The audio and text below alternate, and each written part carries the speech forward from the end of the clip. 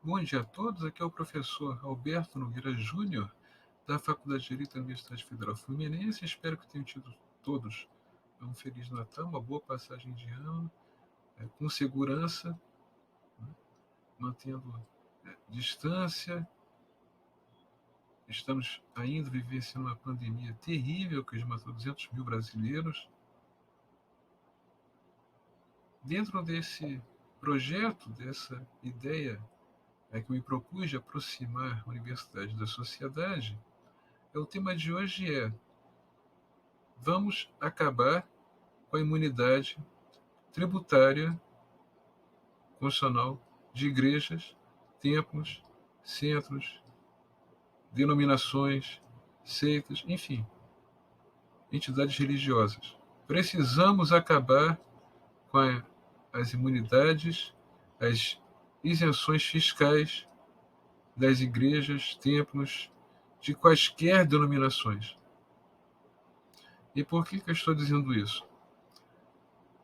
Por causa da expressão econômica e pela quantidade de associações e entidades religiosas existentes no Brasil. Para terem uma ideia do que isso significa, a Secretaria da Receita Federal do Brasil fez um levantamento cobrindo o período de 2006, a 2013. Então, a renda das igrejas nesse período, de 2006 a 2013, foi de 13 bilhões e 300 milhões de reais para 24 bilhões e 200 milhões de reais. No período de 2010 a 2017, uma organização religiosa foi cadastrada no Cadastro Nacional das Pessoas Jurídicas por hora. Uma entidade por hora durante 7 anos. Significa 67.951 entidades se registraram na Receita Federal sobre a rubrica de organização religiosa ou filosófica.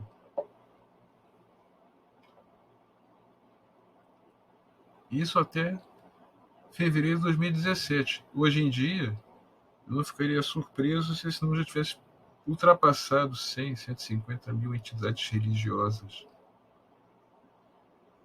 E que essa renda, que em 2013 aqui foi identificada como renda de igrejas, templos, centros e denominações, quaisquer que sejam, de 24 bilhões e 200 milhões, hoje em dia seja o dobro, ou mais ainda, 40 bilhões, 50 bilhões de reais. Em termos de estrutura, vemos igrejas, centros, templos, enfim, não importa o nome da entidade religiosa, que funcionam como verdadeiras empresas, não só empresas nacionais, mas empresas multinacionais com atuação em diversos países em vários continentes. O detalhe, né, não pagam imposto de renda, não pagam IPVA. Com a Lei Complementar 170 de 2019, sancionada pelo atual presidente da República, Jair Messias Bolsonaro,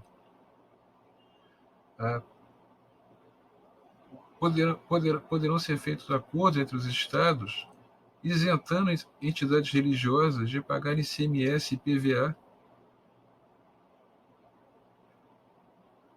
Não pagam IPTU sobre terrenos construídos ou não, sobre imóveis, inclusive alugados, desde que destinados às suas finalidades essenciais. Movimentam bilhões de reais por ano e não pagam um centavo de imposto, desde que esses investimentos sejam para atender às suas finalidades essenciais. Então, é uma enormidade É uma quantidade fantástica de dinheiro que deixa de ser tributado, sem que se exija, para que não haja essa tributação, qualquer contraprestação. Você poderá dizer: ah, não, mas a minha igreja ela tem um projeto de educação de jovens e adultos, de alfabetização, de ensino técnico, ela tem um projeto para, para tentar curar, né, dar um novo sentido à vida de dependentes químicos. Ok, meus parabéns. Agora, se a sua igreja, se o seu templo, a sua denominação, o que qualquer que seja o nome, não fizesse esse serviço de social, educacional, alfabetização, ensino técnico, jovens, adultos, de tratamento de dependentes químicos, se não fizesse, continuaria tendo direito a essas mesmas imunidades, a essas mesmas isenções fiscais, a não pagar coisa alguma. Outro detalhe, em nome da liberdade de culto, da liberdade de religião, as doações que elas recebem não podem sofrer, elas não podem ser obrigadas a identificar os doadores. Ok, isso é perfeitamente compreensível. Perseguição religiosa existe em muitos lugares, inclusive aqui no Brasil, infelizmente. Não exatamente por conta do Estado, mas, enfim, dá para entender isso. Olha, eu não posso identificar o doador porque senão ele próprio estará sob risco. Agora, isso dá margem para quê? Para que milícias, para que organizações de narcotraficantes, traficantes de pessoas, imigrantes ilegais, jogo clandestino e outras máfias se aproveitem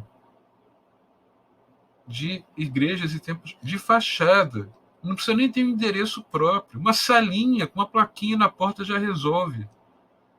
Nem a salinha precisa ser própria. Pode haver sistema de compartilhamento com outras seitas, com outras igrejas, com outros templos. 3, 4, 5 plaquinhas. Coworking. Sabe como é que é? Rodízio. E hoje em dia, em tempos de pandemia, não precisa nem haver encontro presencial. Pode ser via internet. A facilidade com que se pode criar uma igreja no Brasil é espantosa. Talvez seja uma das poucas situações em que o contribuinte tem facilidade para lidar com as administrações tributárias. Um número mínimo de assinaturas no Estatuto Social, dá-se entrada no registro no Cadastro Nacional das Pessoas Jurídicas, CNPJ, depois dá-se entrada na Secretaria Estadual de Fazenda, na Secretaria Municipal de Fazenda para as isenções, e pronto. Eis aí uma nova igreja, um novo templo, um novo centro, enfim, não interessa o nome. E o Estado não pode dizer: ah, isto é uma entidade religiosa, mas aquela não é. O Estado não pode fazer isso. Porque senão o Estado estaria dizendo qual deveria ser a religião aceitável e qual que não poderia. E o Estado é laico. O Estado não pode fazer. Já se foi o tempo que o Estado fazia isso. Na monarquia o Estado fazia isso. Mas não com a República. Mais ou menos. Porque há essa mistura no campo tributário. Por exemplo, o decreto legislativo número 698 de 2009, promulgado pelo decreto número 7.107 de 2010, que aprovou o acordo entre o governo da República Federativa do Brasil e a Santa Sé,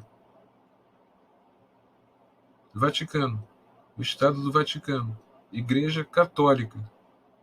Tá certo? O artigo 14 desse acordo prevê expressamente que a República Federativa do Brasil declara o seu empenho na destinação de espaços para fins religiosos, que deverão ser previstos nos instrumentos de planejamento urbano a serem estabelecidos no respectivo plano diretor em cada município. Então, o Estado prometendo a um outro Estado teocrático, que é o caso do Vaticano, do Estado do Vaticano, a sede da Igreja Católica, o Estado brasileiro prometendo ao Estado do Vaticano que em cada plano diretor de cada município se fará esforços para que se destine lugares para que a igreja possa estabelecer seus templos. Isso não é mistura do Estado laico, republicano, com uma entidade religiosa? Sim, e está longe de ser um. Como eu disse, até fevereiro de 2017, 67.951 entidades se registraram na Receita Federal sobre a rubrica de organização religiosa. 67.951 que não pagam imposto de renda, que não pagam IPVA, que não pagam ICMS, não vão pagar impostos, independentemente do vulto econômico, inclusive de seus investimentos financeiros, desde que as receitas sejam destinadas às suas finalidades essenciais. Então são bilhões e bilhões de reais que deixam de ser tributados. O Estado deixa de poder contar com a parcela desses recursos que seria obtida via tributação para o custeio dos seus serviços, para a execução das suas funções, das suas obrigações para com as pessoas em geral. A conta acaba sempre sobrando para alguém. Ou seja, para quem não tem imunidade, para quem não tem isenção. Para o povão em geral. Eu, vocês e eu. Nós pagamos impostos, contribuições, taxas e o que mais se imaginar nessa terra, o custo Brasil. Igrejas, templos, centros, denominações de qualquer espécie. Não. Ah, mas se pagasse haveria ofensa, perseguição religiosa. Não. Não por parte do Estado. O que está acontecendo é exatamente o contrário. São essas sociedades religiosas buscando se misturar ao Estado para conseguirem vantagens para elas. Aqui no Rio de Janeiro ficou famoso um bordão, ficou famosa uma declaração do prefeito Marcelo Crivella em reunião com pastores da igreja da qual ele próprio era bispo licenciado. Ah, qualquer problema fala com a Márcia. Virou um bordão no Rio de Janeiro. O carioca já gosta de fazer humor, especialmente com as autoridades públicas. Fala com a Márcia, virou bordão. Mas essa facilitação não é só nesse plano informal do falem com a Márcia. Vem desde a Constituição Federal. E não só desde a Constituição Federal de 88, vem desde a Constituição Federal de 1946. Então precisamos tributar entidades religiosas, quaisquer que sejam elas, respeitando-se, como se faz ou se deveria fazer com as pessoas comuns, vocês e eu e vocês, a capacidade econômica, a capacidade financeira, a capacidade contributiva.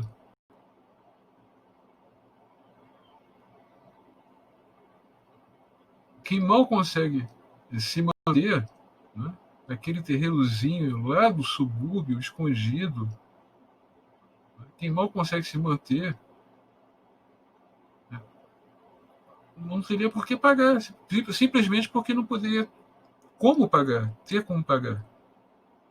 lhe faltaria o mínimo indispensável para que pudesse existir, continuar existindo. Tributação envolve algum grau de destruição da riqueza particular. Agora, quem não tem nem para si vai pagar como, né? Tributo. É o que se chama de mínimo existencial. Vamos respeitar isso. A aplicação do princípio da proporcionalidade, da progressividade. As entidades religiosas abaixo de um certo nível ficariam dispensadas, presumindo-se, em tais situações, que elas não teriam como pagar mesmo. Estão isentas, pronto. Agora, daí para cima, igrejas, templos, centros, denominações de qualquer espécie, qualquer mesmo, não importa o nome, qualquer organização religiosa, daí para cima, quanto mais tivesse de patrimônio, de rendas, de investimentos, de dinheiro, inclusive oriundos do exterior, quanto mais tivessem, mais deveriam pagar. E com isso, não só se reduziria a carga fiscal sobre as pessoas comuns, vocês e eu e vocês, mas também se fecharia a porta, ou pelo menos se tornaria mais difícil que fosse aberta, para organizações criminosas que usam essas igrejas, esses templos, essas denominações, enfim, como fachada para lavagem de dinheiro. Eu volto a lembrar, de janeiro de 2010 a fevereiro de 2017, 67.951 entidades se registraram na Secretaria da Receita Federal do Brasil sobre a rubrica de organização religiosa. 67.951. E a essa altura, esse número, sem dúvida, é muito maior.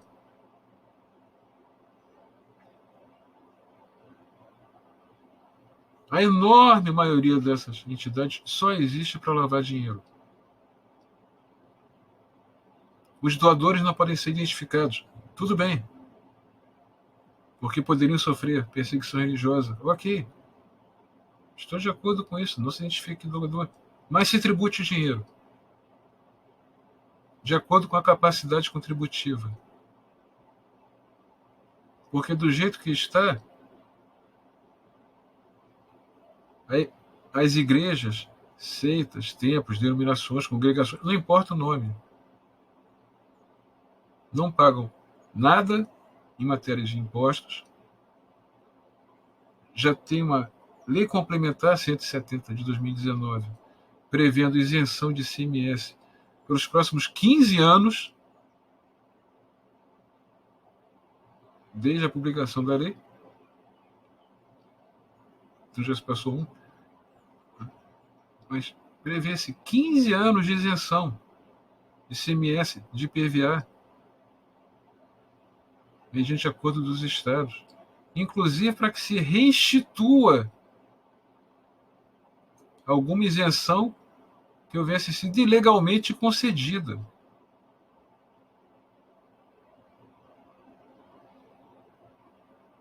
Mas isso é um privilégio absurdo.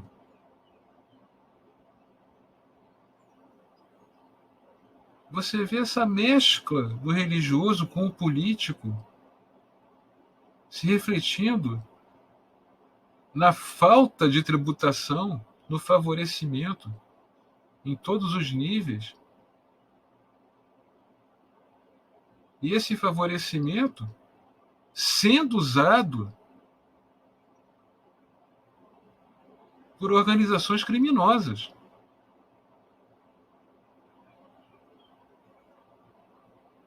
Formais ou informais. Empresas, partidos políticos que quiserem esconder, lavar dinheiro, esconder a existência de caixa 2, 3, 4, 5, 6. Nenhuma dificuldade. Aí está uma igreja de fundo de quintal. Você chega lá, uma plaquinha na porta. E pronto. E pronto. O dinheiro estará lavado. Não existe no mundo a quantidade que existe no Brasil de igrejas, nem de sindicatos, nem de partidos políticos.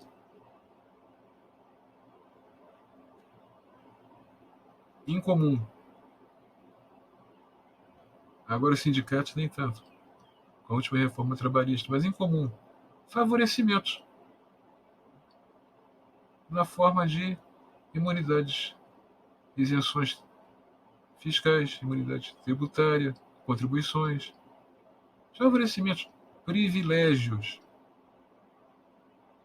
como antes da Revolução Francesa. A nobreza não pagava impostos porque já dava o sangue pelo Estado. Os religiosos não pagavam impostos porque já rezavam pela salvação da alma. Então, para quem sobrava a conta? Para o povão. Para o povão. No caso, vocês e eu e vocês. Então, são bilhões movimentados por igrejas que, quando você olha, tem todo jeito de empresas com atuação nacional, internacional, global. São há igrejas, verdadeiras empresas transnacionais. Já chegaram a um ponto que os interesses delas já não coincidem nem com os do país de origem, ou de qualquer país. Passaram a ficar acima disso. É preciso dar um basta. É preciso acabar com os privilégios. É preciso tributar igrejas, templos, centros, denominações de quaisquer espécies, sociedades religiosas, organizações religiosas, de acordo com a sua capacidade contributiva, como qualquer um de nós.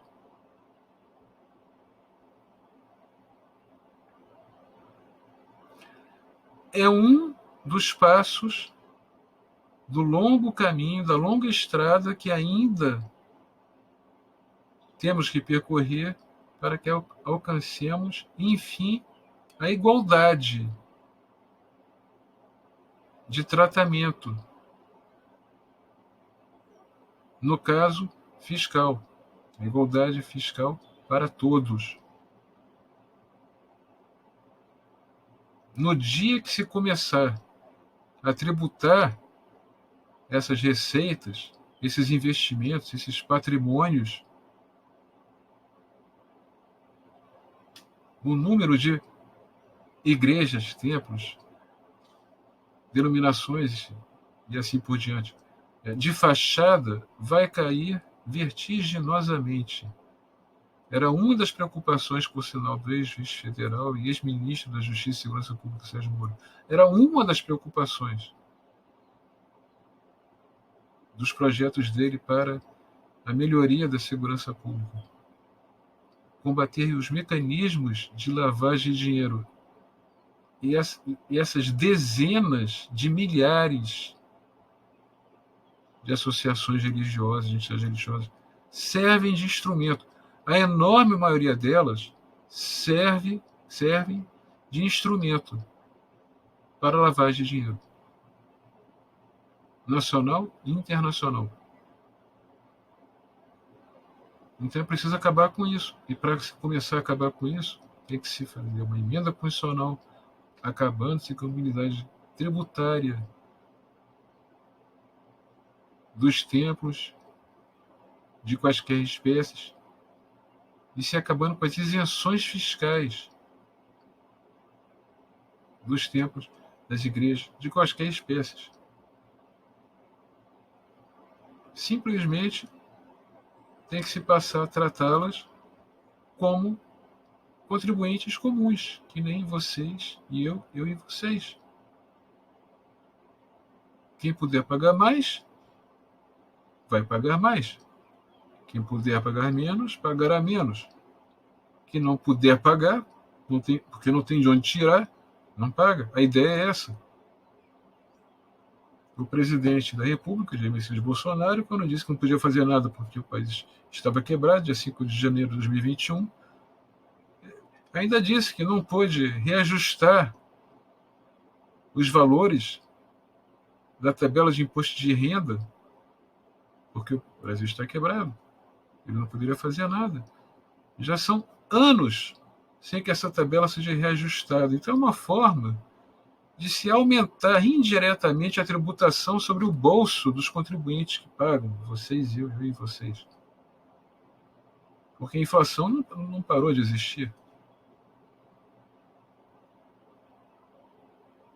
De uma forma indireta, isso que economista chama imposto inflacionário, de uma forma indireta, a carga tributária só tem aumentado para os que pagam, independentemente da frase ser boa ou ruim, de chover ou fazer sol. Agora, para as igrejas, templos, centros e assim por diante, nenhum centavo é cobrado. E não interessa se a bendita igreja, templo, centro, denominação ou nome qualquer que tenha. Eu lembro aqui uma advertência de Roland Elouet, uma matéria de estudos léxicos, né, da palavra. Não procure o sentido da palavra, mas seu uso. Para o que essas igrejas, esses templos, esses centros de iluminações estão servindo? A enorme maioria delas não está servindo de modo algum para que a pessoa se sinta ligada a algo que transcende a ela e que justifica a sua própria existência para o divino. Estão ali só para lavar dinheiro. Então vamos lutar para que seja aprovada uma proposta de emenda constitucional eliminando a imunidade tributária de igrejas, templos, centros de iluminações e as isenções fiscais, que sejam tratadas como contribuintes comuns, como vocês, eu e vocês. Muito obrigado pela atenção e agradeço se puderem se inscrever no canal. Um bom dia para todos.